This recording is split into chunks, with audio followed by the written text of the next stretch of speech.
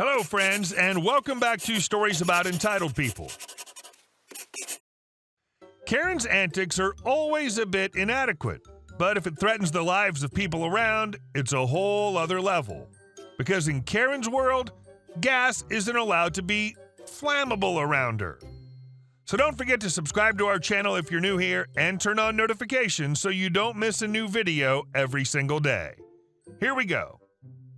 No fuel for you. Obligatory, not my story. It's my boss's story. I only observed it.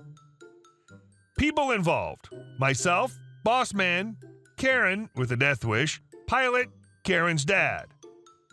I work at the local airport in my hometown, and while we do fuel the Forest Service planes, they've all been diverted to other tanker bases to respond to out-of-state fires, so we've been handling mostly private flights.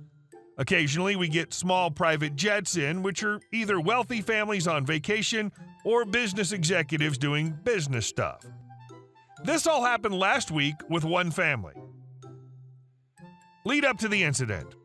With no tankers to fuel, it was a pretty slow day, like slow enough that I was able to take the avgas truck down to the main fuel storage and load up some avgas to put in the self-serve down by the terminal.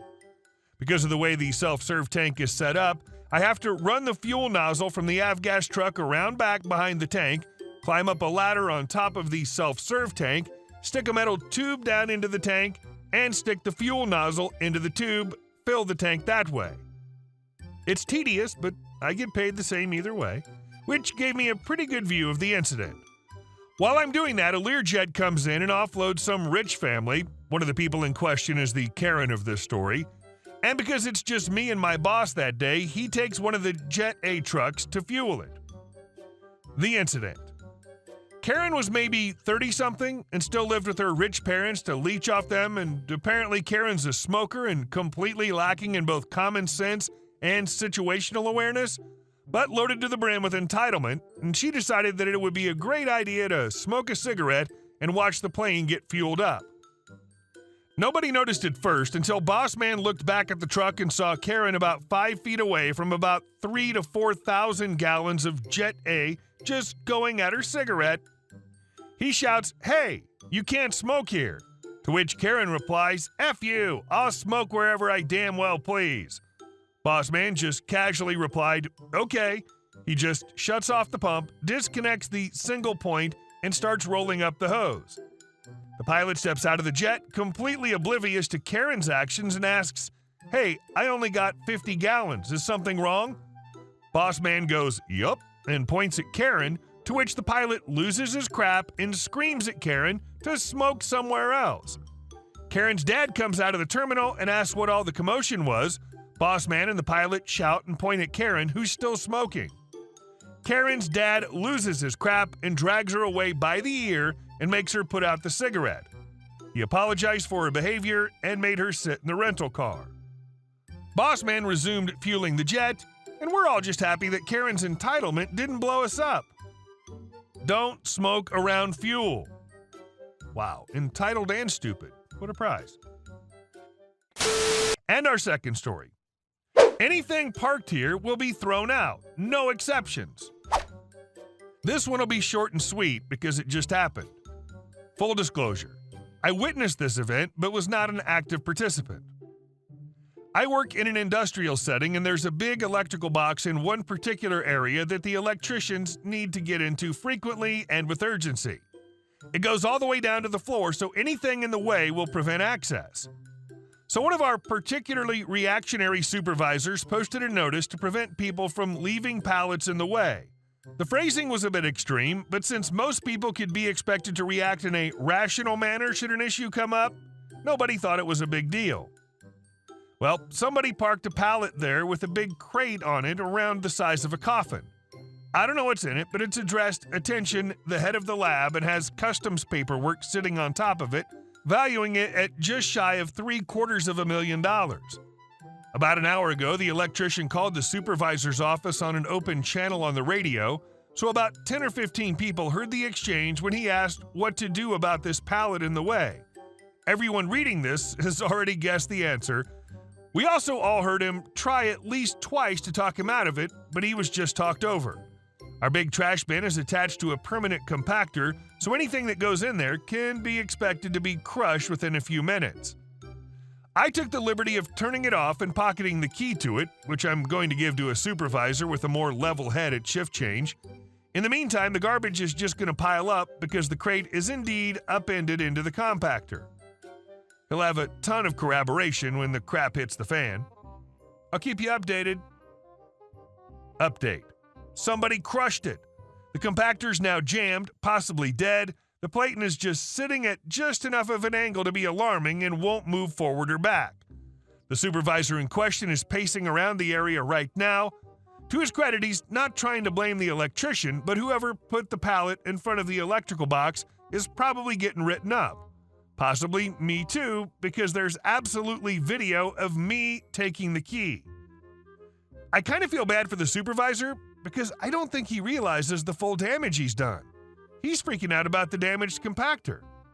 Because people are asking, I will share that I'm guessing the crate contains some kind of incubator for petri dishes. The absolutely unsalvageable wreckage I can see looks like a mini fridge, and I can't think of anything else that might be worth hundreds of thousands of dollars. We swab things constantly, but the testing's always been done off-site. I'll know more after I get a chance to talk to the lab techs later on. A few people have also pointed out that I violated Rule 7 by posting as soon as this crap show started. Yes, I got a little excited and posted without double-checking all the rules. I don't quite regret doing so, but I do apologize to anyone I've annoyed with the lapse. Update 2. So I did get an answer from the lab guys about the contents of the crate. It's specific chemical testing equipment that we've already had 2 of, but is no longer considered valid for regulatory purposes and is therefore not produced anymore. Since we only use it internally, we bought these, there were 2, for essentially spare parts. The good news is that means nobody's going to be unable to do their job, but if one of them does go down, we no longer have a backup and we'll have to buy something newer. So this was potentially a more than $1 million F-up. The compactor's still not working, so there's a regular trash bin occupying one of our dock doors temporarily. As far as I know, somebody did get written up for the pallet placement, but I'll probably never know who for sure since it's not really my business. Nobody said boo to me about the key, though the incoming supervisor did grill me about why I had it. The guy who ordered the machines crushed wasn't in tonight, despite it being his shift.